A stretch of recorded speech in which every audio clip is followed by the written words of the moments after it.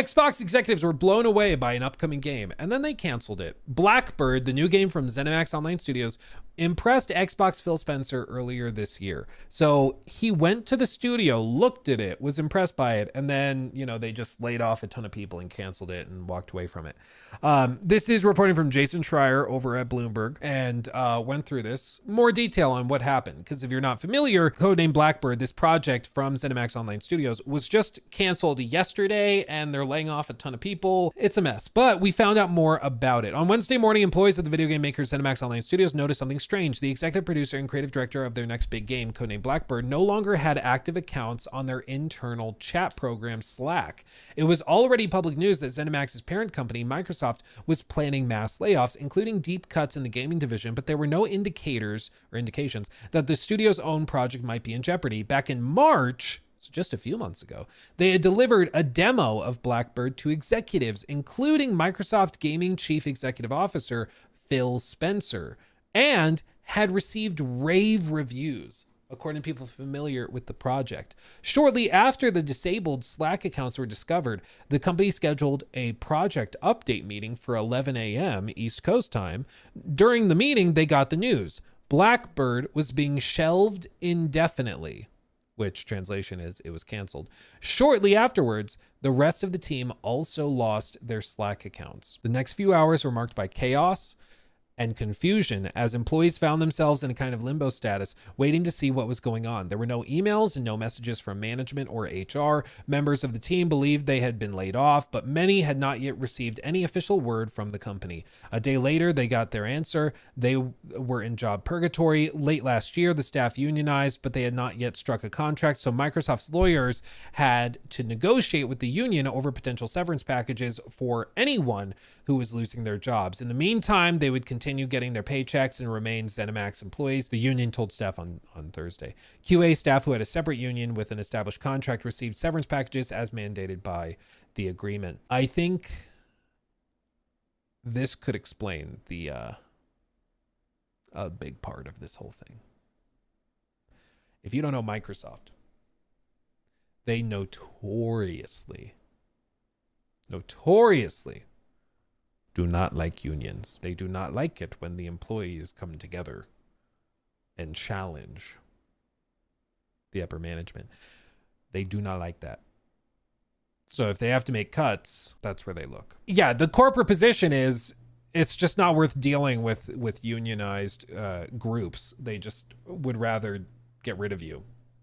Like, does any business like unions? No, like there's some unions. There's what's called a B Corp, for example. So if you don't know about B Corps, what is it searching through Bing? What the hell? Basically B Corps, there's a brewery right next to me. I think, I don't think it's Odell's. I think it's New Belgium. I think New Belgium is actually a B Corp. But basically there's a bunch of different types of corporations. Some of them can offer like employee ownership where employees own a bunch of them.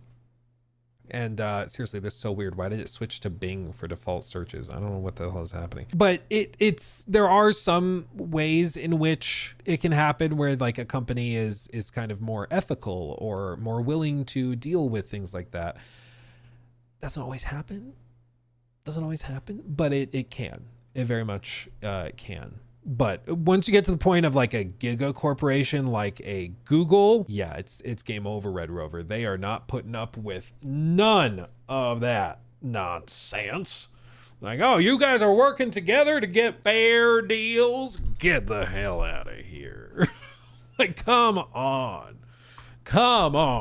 We're not doing that. So unfortunately, they would never, ever confirm this because I'm pretty sure they could be sued into oblivion.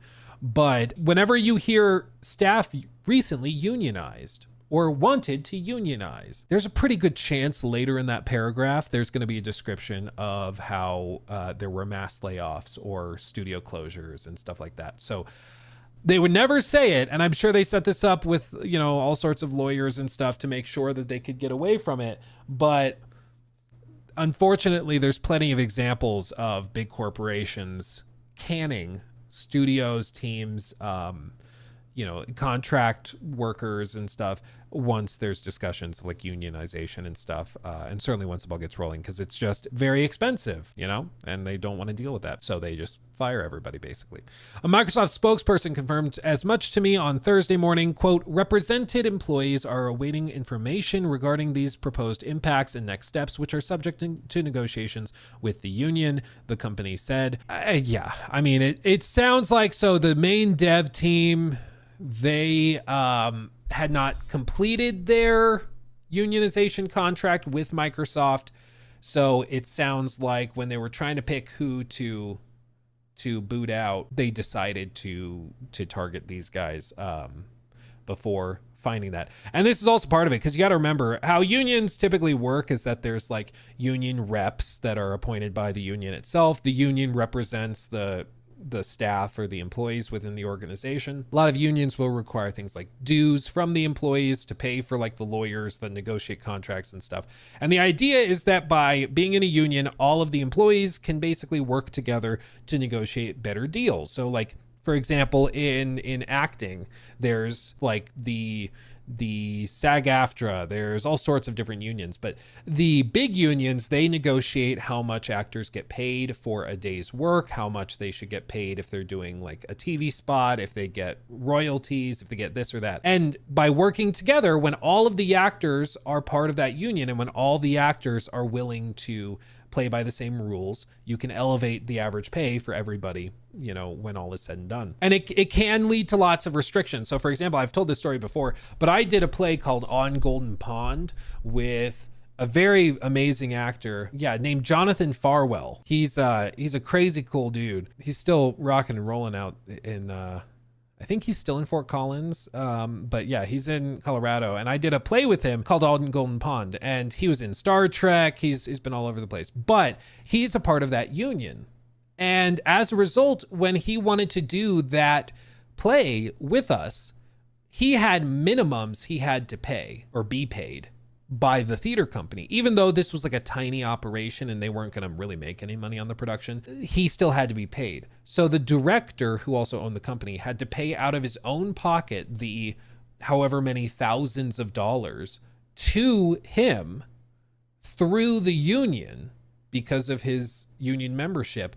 And then he had to donate back the money to the theater company. So he got the check and immediately gave it back to the theater so that he could stay in the union, and the union, wouldn't come after the production or wouldn't come after him. Because if he accepted this and just did it like pro bono, he would be booted from the union, because once you're a part of the union, they have to represent you on everything. You can't just choose when to use them or not. So it's a whole thing. Anyway, that's in like the entertainment industry, at least. So it can help everybody that's in the union make more money, but it does certainly kind of clog the pipes up a little bit. It can get things to move much more slowly. Absolutely. Yeah, you can't just volunteer. No, because if you volunteer, you are choosing to not use the union, and now you're not working with your union. Like now you're going against the union's interests. So it doesn't work. The unions also will negotiate. So like if a movie production firm, if they choose to work with actors who are not part of the union, that doesn't work. You can't do that. Then the whole union strikes. They don't work with that company at all. You lose access to all of the biggest actors and actresses who are part of the unions. Like the whole thing falls apart. Blackbird wasn't the only project canceled during this week's mass layoff at Microsoft that cut more than 9,000 jobs, including a substantial number in the gaming unit. The company also canceled Perfect Dark and Everwild, two games that had also been in development for years, and cut off several external projects, including a first-person shooter developed by Romero Games, the studio founded by Doom co-creator John Romero and his wife, Brenda. But Blackbird's cancellation was particularly shocking because it had blown away executives at Xbox just a few months ago. During the demonstration in March, Spencer was enjoying the game so much that Matt Booty, the head of Xbox Game Studios, had to pull the controller away so they could keep the meeting going, according to two people who were in the room. Despite some technological hiccups and a lengthy development cycle, the game appeared to be making good progress. Employees were stunned to see it get caught up in the bloodbath. I mean, that's wild. I will say, I don't know how Phil Spencer is in like these meetings. Maybe he is generally like the the good guy. Like, you know, there's the good cop and the bad cop. Maybe he's the good cop and he'll be very encouraging and everything, but secretly and privately he's like, game's ass. I don't know. Maybe he's more hardcore. I just don't know. But my thought would be, if Jason Schreier's talking to devs, maybe like the devs thought the meeting went really well, but maybe Phil didn't think it went well. Or maybe Phil was like, yeah, like I want to keep playing, I want to see more, but okay, yeah, it's still not coming together and it's too expensive, shutting it down. Like, I don't know. You never know kind of the dynamics that were in the room at the moment. ZeniMax Online Studios was founded in 2007 to develop the Elder Scrolls Online, a massive multiplayer online role-playing game, MMORPG, set in the popular fantasy franchise that spawned Skyrim. After a rocky launch in 2014, the ESO project received several updates and went on to bring in millions of players while transforming into one of the publisher's most lucrative games, bringing in $2 billion in revenue by 2024. In 2018, the company began building a team for its next project, which it gave the codename Kestrel. Later, the team switched the codename to Blackbird because they liked Kestrel so much they wanted to use it as the actual name. The game faced some early technical challenges and was put on the back burner because of the ongoing success of ESO, which vacuumed up most of the studio's resources. But in recent years, Blackbird's progress had sped up. The team expanded to 300 people, delivered the impressive vertical slice in March, and was aiming to release in 2028. So still a few years out after all this time. So it would be a 10-year dev cycle. That's crazy. Blackbird was a third-person online looter shooter.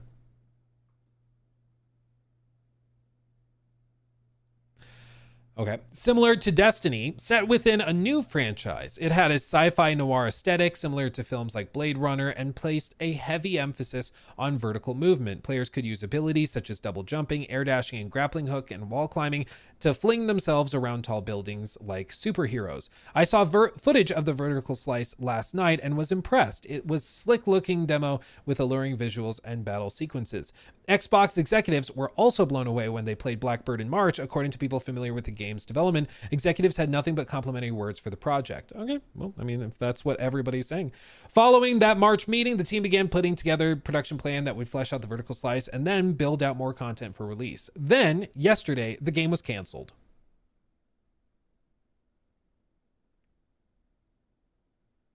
Woof. Stunning everybody at the studio. Matt Firor, the well-respected studio boss and director who founded ZeniMax Online Studios and led ESO, immediately tendered his resignation. Staff were not given an explanation for Blackbird's cancellation. It was said to be an expensive project, and Xbox may have seen it as too risky. It was a new franchise and a live service game entering an oversaturated market during a time when many other live service titles have flopped. The team was also building a brand new engine for the game while making it, which created a number of challenges. A Microsoft spokesperson declined to elaborate on why it was canceled. I mean, this is one of those things. Like, a game can be solid. A game can even be good. But if it's not going to make money, it doesn't make sense. Like, I think it was Mia on the Discord asked a question, and my Discord is blanking out right now. But she asked a question on the Discord that was basically just like, Luke, do you think games are art or are they commodities? And the answer is yes. Like, I think, you know, there's some games which are just straight up products and nothing more than that. Like, I think Monopoly Go is just a product. But I think the video games that we tend to like are a little bit of both. You know, it's a little bit of this art, it's a little bit of the business, and it's kind of finding the way to balance the two at the same time. But I do think that, I do think that when executed well, it's a balancing act between those two sides of the coin. Let's hear. Oh yeah, here it is. Yeah. Well, it was Melissa. Do you think video games are more of an art or more of a commodity? Cannot say both in equal measure. Which way do you lean? Curious. Oh, so I can't say both. I think the games I like are much more art than commodity. The games that make a lot of money are much more commodity than art. You know, like I think Roblox, my humble opinion, more commodity. I think Monopoly Go, more commodity. I tend to dislike the games that are very commodity leaning. I tend to like more artsy fartsy stuff. So that's how I would answer it. But I think that this is part of the thing, is that you have to remember, if a product like a very expensive MMORPG is not going to make money, it just doesn't make sense. It just doesn't click. And so why spend $200 million on it if it goes nowhere? Like, they're not going to spend 10 years on this game, which probably, when all is said and done, has cost hundreds of millions of dollars. And the team is now unionized, so you're going to have to pay them even more, when at the end of the day, you're going to be releasing a game that is like an always online live service looter shooter in an original IP nobody's heard of before. So that could help it, could hurt it as well, because there's been plenty of those that have gone absolutely nowhere. Some that pop off and explode, but plenty that have gone nowhere. And, you're rolling a dice. Even a pretty solid live service game can flop in 2025, or in this case, 2028. So why risk it? And that's the thing. Like, they may have thought this game's really good, and if it was released right now, I would play a lot of it, but I don't think it can make up $400 million of dev cost. And that's the thing. It's not about being, for these games, it's not about being a good game. It's not about being a high quality game that gets a good Metacritic score that players connect with and think is novel and interesting. It's about whether it can cover dev costs and turn a profit. And if it can't, shut it down. And so for them, they might have just looked at it and said, it's a real gamble, and this studio is exponentially more expensive than the other teams we have because of the unionization. So it makes it even more expensive, which means it's even riskier because the ceiling or the bar that they have to cross over to break even is even higher. And frankly, if the game is planning for a 2028 release and it started development in 2018, that's wild. I mean, they're saying in 2018, they started beginning building the team, and it was ballooning up to 300 people, but it was still 3 years out. It was going to take 10 years from start to finish to get out. That's crazy expensive. And that's a long time. Especially we saw with some of these games like Concord, which I believe Concord, forgive me if I'm forgetting, I believe they said that was in development for an estimated like 6 years. They started ideation and stuff in 2018. And it feels like it. Like, it feels like it was about, like, it was a game that probably would have done really well if it had released in like 2018. Probably. Oh, I think it was 2016. They said that it started early ideation and stuff. But either way, like, it felt like a game that could have done well if it had released when it was designed. But these games take so freaking long to make that by the time it released, it was 2018. Okay, it was 2018. But by the time it released, all of those trends, all of those metas and stuff that they were chasing had been burned out. And so it didn't matter. It didn't matter if it was a really good game for 2018.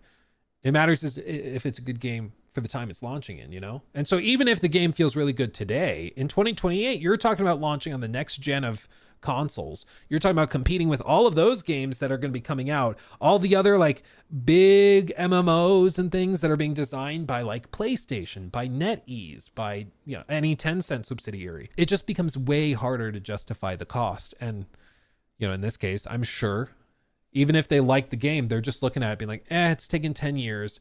It's a big gamble hearing that it's like a movement-based third-person looter shooter in a new IP. So you're gonna have to brand it from the beginning, like there was another third-person looter shooter that came out, and we talked about it a lot, and it was also a game focused on verticality of movement. It was a game focused on swinging around buildings like a superhero.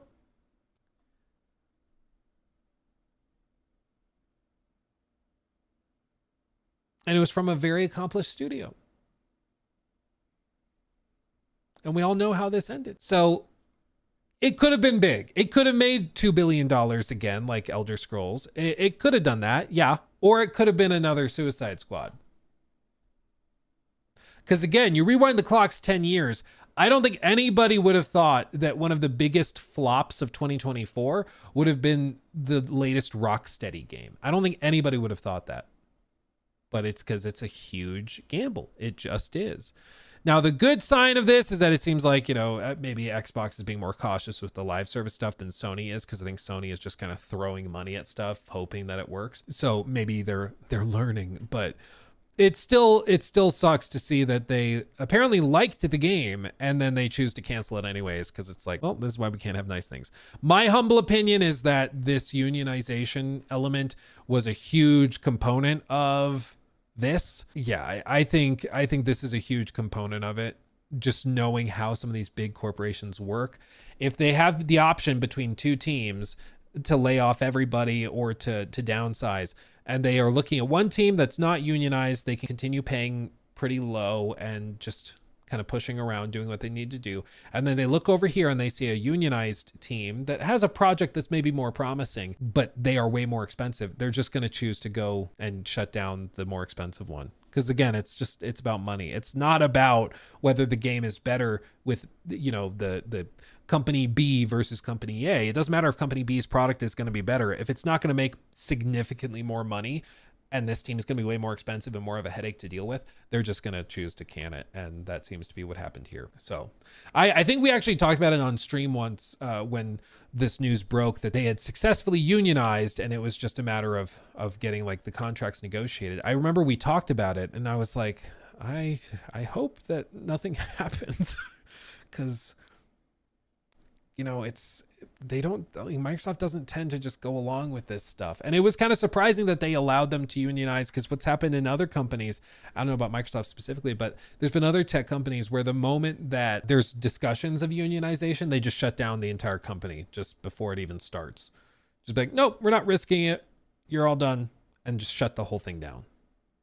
It's why I wanted to find that clip of Jan in the office talking about the whole thing, because she talked about it and was like, you guys remember what happened when I think it was Buffalo. She said the branch in Buffalo tried to unionize and they all lost their jobs because Dunder Mifflin laid them all off and shut the company down, or the branch down, because they were talking about unionizing.